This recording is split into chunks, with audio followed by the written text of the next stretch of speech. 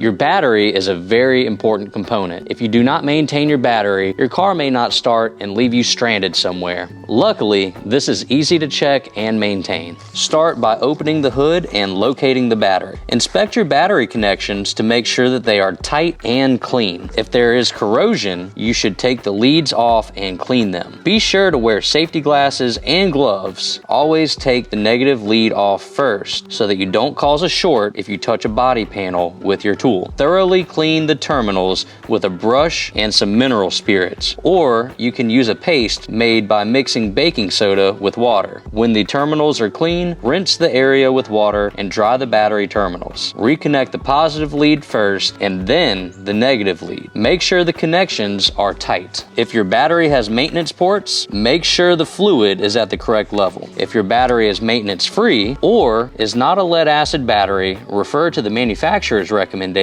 on maintenance. Wear gloves and safety glasses. Also, have water available in case you get acid on your skin. Clean the top of the battery and then remove the port covers with a flat screwdriver. Now, check the electrolyte levels. The normal fluid level is about a 1/2 inch, 1 centimeter above the top of the plates, or about an 1/8 inch, 3 millimeters, below the bottom of the filler tubes. If the fluid is low, add distilled water until the plates are covered, but leave an 1/8 inch to the bottom of the fill tube. All ports should have the same water level. Place the cover back on the battery. Now we're going to check the voltage at the battery terminals. Using a multimeter set to volts DC and the range set to 20, place the leads on the battery terminals. If the car is off, a reading of 12.2 volts to 12.6 volts shows that the battery is in good condition and fully charged. If the measured voltage is less than 12.2, the battery is weak and may have to be replaced. While the car is running, the battery charge should range between 13.7 volts to 14.7 volts.